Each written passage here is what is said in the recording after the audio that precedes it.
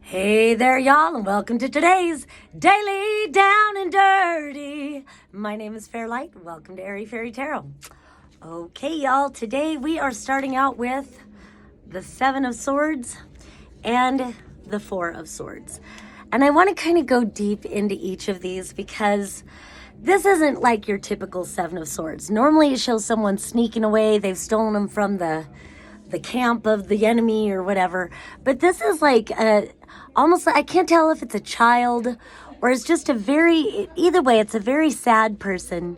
And I wish I could like make it zoom in a little bit more. Very sad looking person, and they are sneaking out of the house, y'all. And it's like they're taking all the swords with them, and they see these two, they're going to take those swords too. And swords represent communication. So it feels very much like you or somebody that this pertains to is sneaking away from a conversation. Like there are some heavy, I don't know, there's just a burdened energy about the person in this card and how they're trying not to draw attention to themselves. And even in the blue, and blue, you know, it speaks to the throat chakra. That's the color of the throat chakra. So it's interesting, they're wrapped in their blue and taking these devices of communication, well, not so much devices, but you know what I mean, symbols of communication and sneaking away. And it's funny because the books here, just this deck, I fucking love the decks. There's just something about the books and the knowledge being shared. Like there is just so much about what isn't being shared. And then even back here, the window's open and the curtains are blowing, the wind energy, it's just heavy communication energy and just an emptiness and aloneness that is conveyed in this card that I normally don't even read into this card so much. But that coupled with this Four of Swords card, it just feels like there is a conversation that needs to be had. So now we'll look a little bit more deeply at this one. One thing that really draws my eye are the cobwebs. And normally I feel like cobwebs are symbols of we are weaving our own fate. We are manifesting what will come to us. You know, we are setting up the circumstances to attract to us. But in this card, it's a little bit different. Excuse me. And it's interesting, I start to lose my throat as I'm talking about conversations needing to be had. So yeah, you need to clear your freaking throat chakra, man. Speak the words. And so, I don't know, what comes to mind, because she's got, so this one is growing on the broom, this one is growing on the broom, which shows that she has not moved for a while, you know, and so I keep hearing the term clear the cobwebs, clear the cobwebs. Normally, what I associate that term with is doing psychedelics and clearing the cobwebs in our mind and our consciousness. So maybe you need to do some psychedelics and get some clarity on whatever conversations aren't being had. Or just clearing the cobwebs could just be having those conversations, because maybe there's a lot of confusion because communication's not happening. And then the next thing that draws my eye is this moon. And again, I don't feel like I normally read into the cards as much as maybe I could or I'd like to, but today it just really, all the symbols want to be acknowledged. And so this is like the new moon. This is right after the new moon. And the new moon's going to be in a few days. It's going to be on June 18th.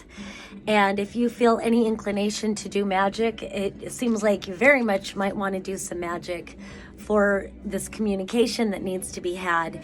And whatever, I don't know, it just kind of implies some sort of stagnancy. It's like it's hard to move on until this energy is cleared. But sneaking away just doesn't seem to be doing the job. So I love that before any of the cards came out, I just saw those two and I was like reading so much into them, and that moon called my attention. And then I shuffled some more and then 3 cards came out and I love it. It's the Judgment card, the Moon card, and the Fool. So because of that, I feel like there's a heavy indication about the moon cycle. The new moon is going to be on June 18th. The next full moon is going to be on July 3rd. So something tells me that that somehow this energy is going to be cleared. I think some important conversations might need to be had. It might be that you're waiting for somebody to come to you. Maybe, I don't know what it is.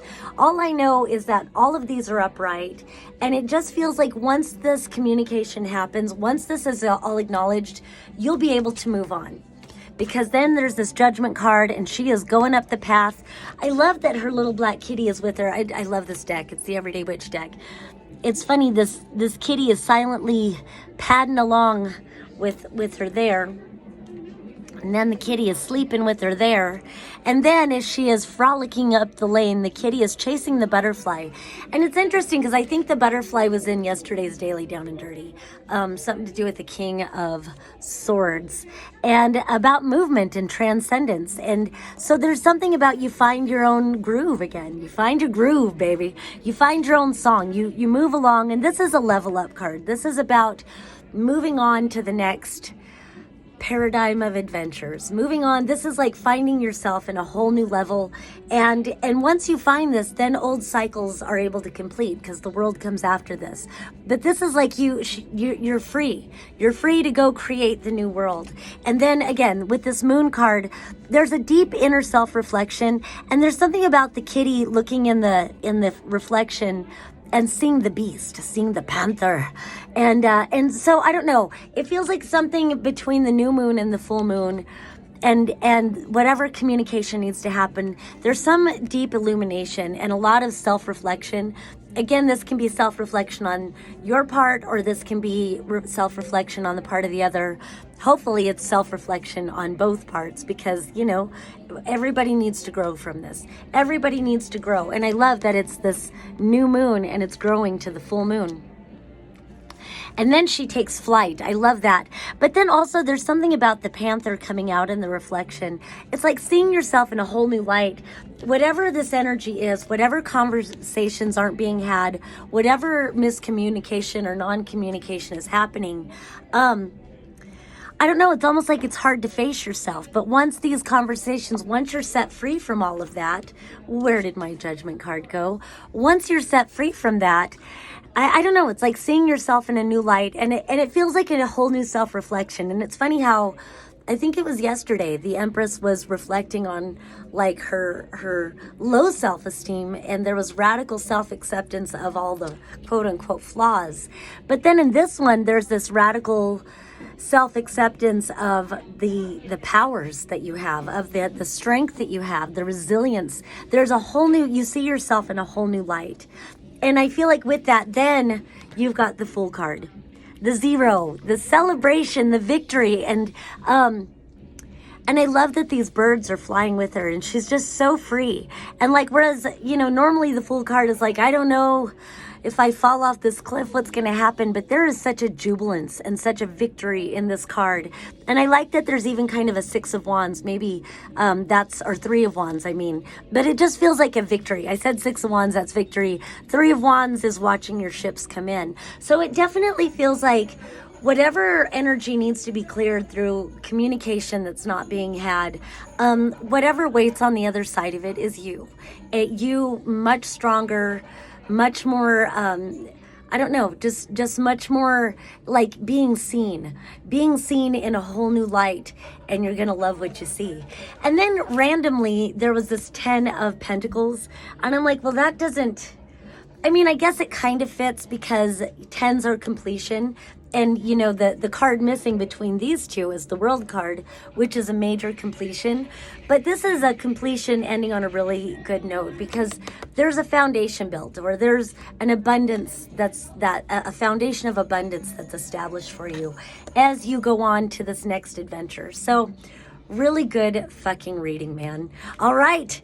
Peace and love until next time. Thank you.